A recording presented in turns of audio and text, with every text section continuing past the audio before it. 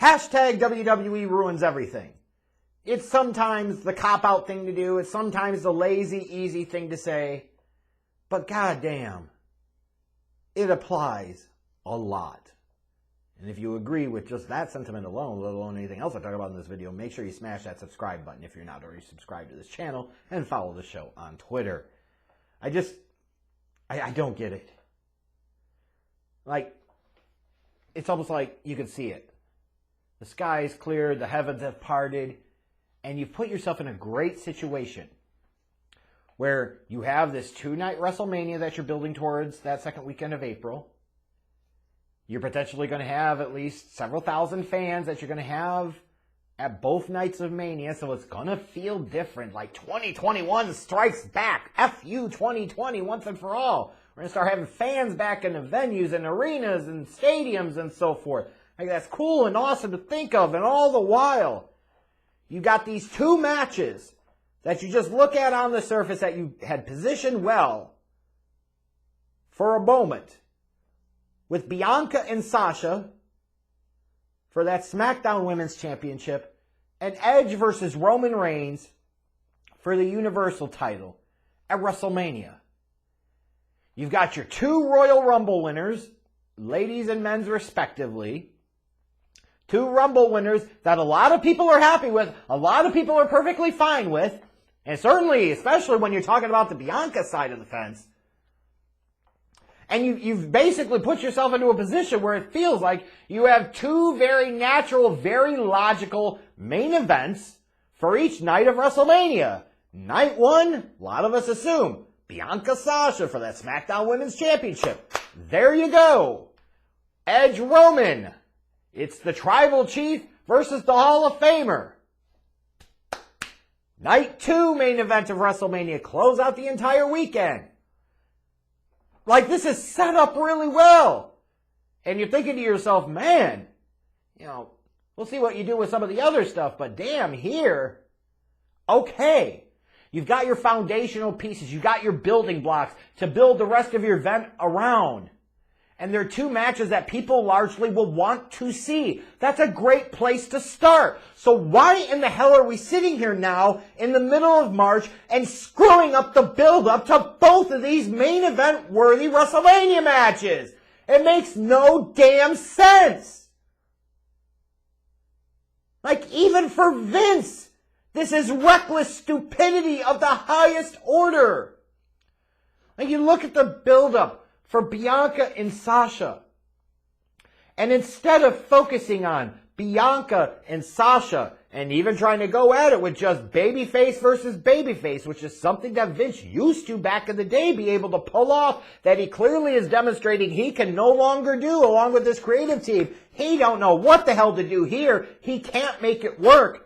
Instead of taking this Bianca and Sasha thing where you could have both of them kind of toe the line a little bit, but you still have enough redeeming qualities of both of them that you could potentially get behind both of them, and you're just looking at this as being like, hey, this is a showcase for the ladies of WWE and what they could do today. They're going to main event night 1 of WrestleMania. Like, this feels like the present versus the future of the women's division, and one lady in Sasha Banks, who's getting some mainstream notoriety, and the other one, Bianca Belair, who is certainly well positioned to take over and surpass Sasha Banks in the long term in terms of mainstream notoriety and appeal.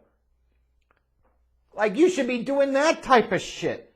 Giving them time on the mic to strictly just talk back and forth, build up the tension. That's it. Do beat the clock challenges, where they wrestle different opponents, and one's got to beat the... There's so many different things you could do. The thing you did with Bianca and freaking Bayley, you could do that again with Bianca and Sasha. Like, the possibilities are endless here. You did the right thing waiting a little bit, even though everybody knew you were going this way, before you actually just blurted out that Bianca was going to challenge Sasha. That's okay. And you didn't have to rush right into it. That's okay. But now that you've got there, we should be going all the way there. What we should not be doing is throwing this shit completely under the bus because we got to sit there and squeeze Reginald into the fucking mix, and then we got to put Bianca and Sasha together because we want them to tag against Nia Jax and Shayna Baszler at stupid-ass Fastlane, and all the while we're going to have them team up and continue to lose matches, yet all the while wondering why the hell then would they get a shot at the tag titles. You got to squeeze Reginald in here because you just can't trust the ladies. Look, I understand. The last time you put the ladies in a very prominent spot like this, it didn't go well with WrestleMania 35. But you should be learning the lessons of the past, Vince. The reason that shit didn't go well is because you have the natural build-up for Becky and Ronda Rousey. That in and of itself was going to work out on its own. Then, of course, you just had to political power play Charlotte into that fucking spot. Now you've got all the dynamics and everything are all screwed up. They're all messed up. And the feud and the build-up to it was really bad. And not surprisingly, the match was incredibly underwhelming and did not deliver. Why? Because instead of just focusing on Becky and Ronda, and just building it up with them, you had to sit there and fucking put your own spin on it, and you ruined it. And you're doing the same thing here. Stop it. I think this is a big problem with having a Fastlane pay-per-view when you do. I understand why. It's especially probably more important than ever, especially since this is going to be the first WWE pay-per-view that's on the Peacock network for domestic subscribers. I get that. Like, you want to have a test run, a dry run before WrestleMania weekend. I get that. But goddamn, son. Like, not at the expense of this main event worthy match. Like, this should be a match that you're building up the tension where you can actually feel like Sasha can't lose this. Bianca can't lose this. And if one of them loses it, it's going to have dire, significant consequences. Like, there's actually stakes here. It's one of the rare times you feel like with the wrestling match in WWE nowadays, that shit actually matters. Because you can't have Bianca lose, but you can't have Sasha lose. But do you really want to sit there and do some wishy-washy finish? You get what I'm saying? You got to make a decision one way or another. And no matter what, you can potentially make that work really, really well because it has consequences and repercussions. Now, if you're sitting there and you're doing all of this just so that way you can have a Sasha align truly with Reginald and turn heel, or you do it with Bianca, like whatever, so be it. But you're just adding shit into the mix. That isn't helping. It's taking away from a match that you should be throwing everything into. It's all this distractionary bullshit. And you're ruining it. And you're certainly as hell doing the same thing with this Edge versus Roman Reigns match. Like, for those numbskulls that are going to sit there and say, well, what's the story here? The story is that Roman Reigns is the head of the table, the tribal chief. He is the main event. He's that dude. And Edge, after being out for almost a decade, has now come back. He's won the Royal Rumble. He's got another shot at glory. He's got one more chance.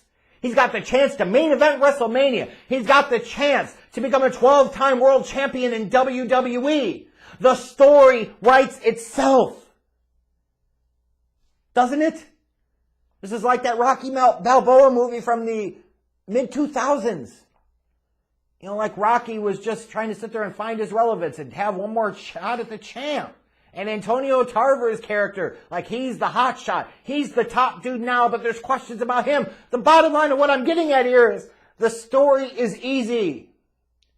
And you've got somebody in Roman Reigns that with the character change has been incredible. Now you bring in somebody who's legit, who people love, who can work, who can talk, who's a character, has charisma. It's going to get more out of Roman Reigns. Roman's going to help get more out of Edge. Like, all the dynamics just fucking work.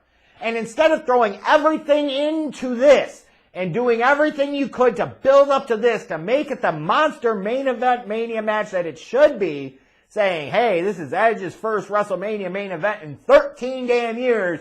Who'd ever thought he'd been here? One last shot at glory versus the head of the table, the tribal chief, trying to establish his dominance. Like, now we're focusing on, we've thrown Daniel Bryan into the mix. Is it any surprise the past couple of weeks that these promo segments involving Daniel Bryan have been the absolute drizzling shits? I thought last week's on SmackDown was bad. This past Friday with him and Edge was even worse. Now you're sitting there and you're interrupting everything that involves Edge and Roman to squeeze Daniel Bryan in here.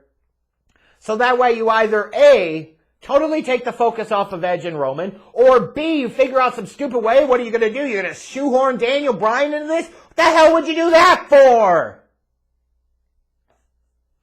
That makes no fucking sense. And now as we approach Fastlane here in another week, Instead of us getting pumped up and anxious and excited and anticipating Edge versus Roman, we're just waiting for you to stop wasting our time with Daniel Bryan versus Roman at Fastlane. You should have just done this stupid-ass tag match that you talked about a few weeks ago. Then at least it still makes some sense. At least then it puts some of the emphasis on Edge and Roman. But no, you just couldn't do that. Just gotta screw the pooch here.